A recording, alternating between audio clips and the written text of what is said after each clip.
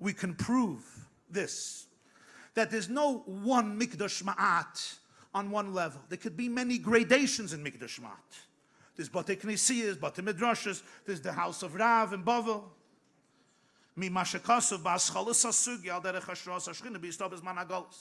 Let's go back earlier to the Gemara, which we already learned before. What does the Gemara say there?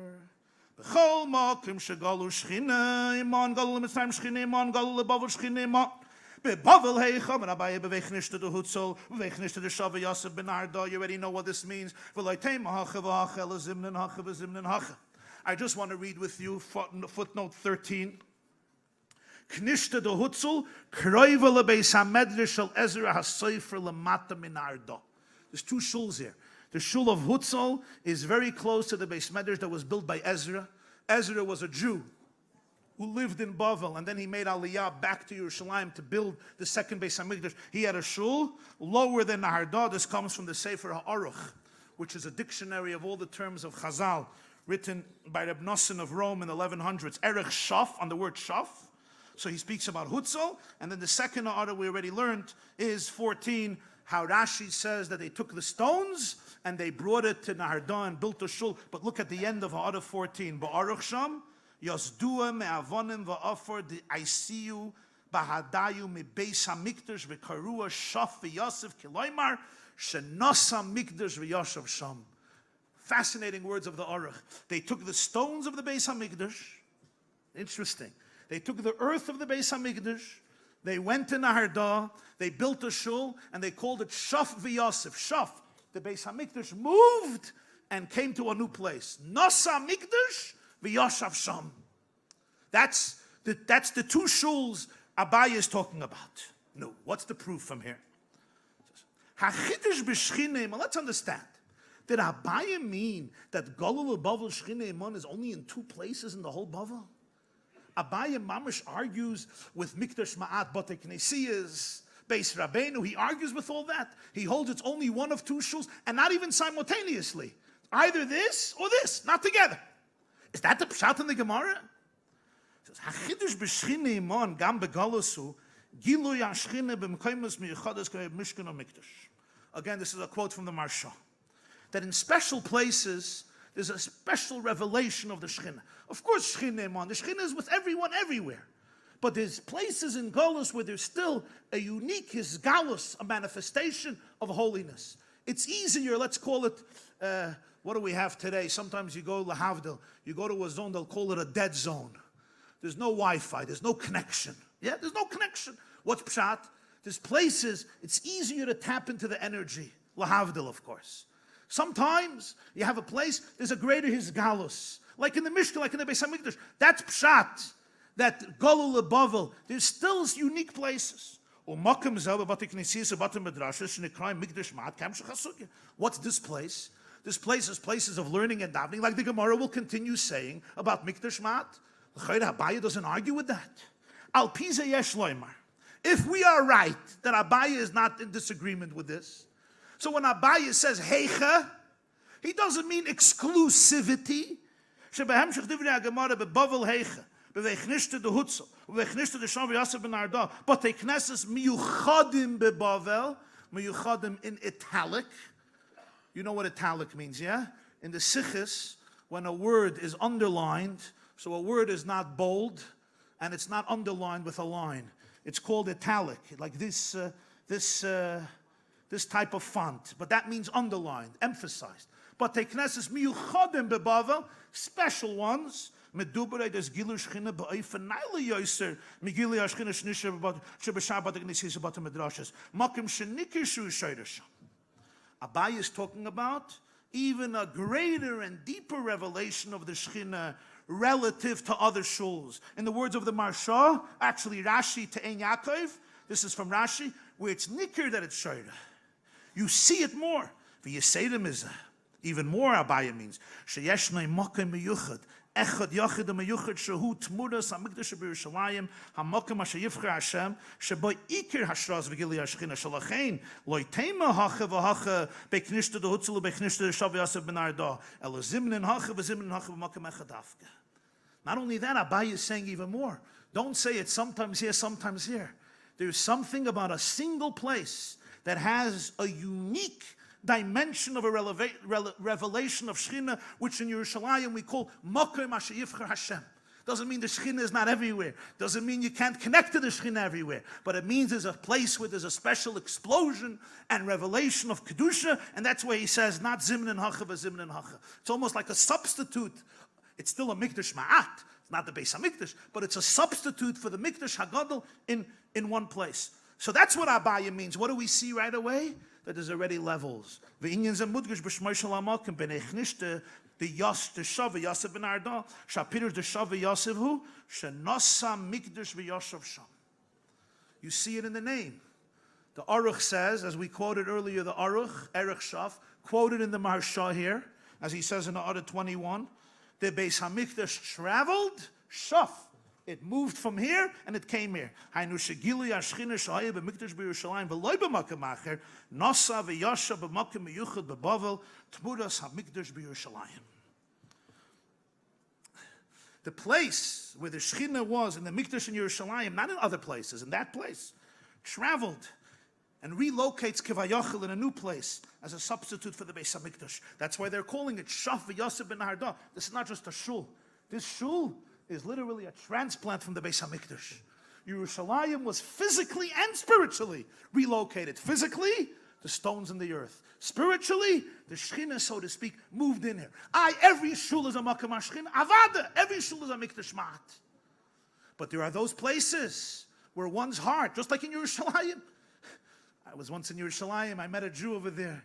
Shnafanoilam Emes, his name was Meir Abisera.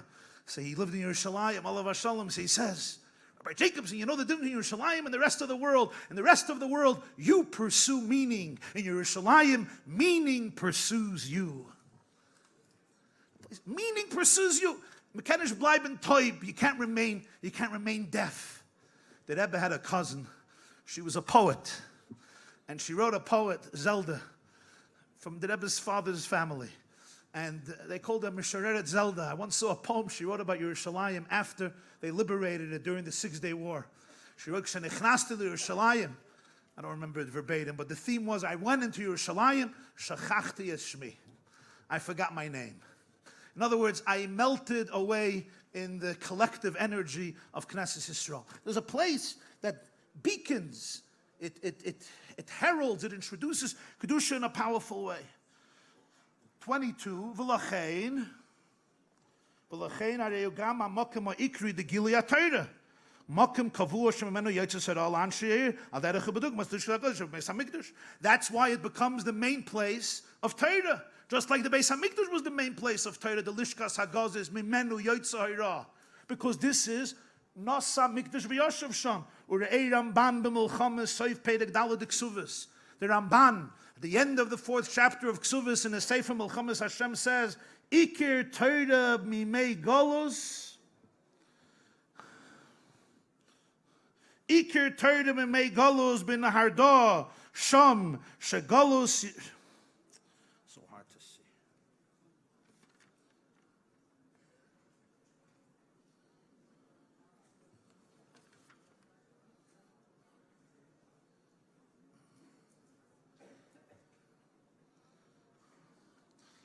Shegolus Yechanya v'hachoresh v'hamazge. First, I don't have too much light here, that's why. Over there was the Golus, this is a pshat, the Shusta Gate Barvis. Shegolus Yechanya v'hachoresh v'hamazge. The main Torah from Golus, says the Ramban, was in the Hardah. That's where Yechanya went. Hachoresh v'hamazge is the great Talmidei Chachamim of the generation. Interesting, this is Ramban. I want you now to look at the sources. Right in the beginning of the Shir, we did the sources. Take a look at Rabbi Akiva Eiger. The Rebbe really here is explaining Rabbi Akiva Eiger. If you take a look at Rabbi Akiva Eiger, Chavtesa Meral of Gilyon Hashas, you see on the left side of the page, right under Ein Mishpat, there's a small letter, it's called Gilyon Hashas. This is called Gilyon Hashas. It's the short commentary of Rabbi Akiva Eiger on Gemara. So look, you see, Bebei Knishta de Shaf, says Rabbi Akiva Eiger, Ein B'Ramban B'Milchames Seif Perek Daled Ksuvos. What did Rabbi Akiva want? What did Rabbi Akiva Eger, what was bothering him? What was bothering Rabbi Akiva Eger wants to know, this is how I understand it. Not so simple to explain it Rabbi Akiva Eger, but this is how I understand it. Based on this Ha'ara, Rabbi Akiva Eger wants to know, was happened Nardo? Why did Nardo get that place? Al pi pshat, because Yechonya took the stones and he built it in Nardo. Nardo, this guy got mazel. Yechonya settled it. If he would have settled somewhere else. So he says, look at the Ramban. The Ramban says, what does the Ramban teach us? That the main place of Torah was in Nardo. If it's the main place of Torah, that becomes the place of the Beis HaMikdash.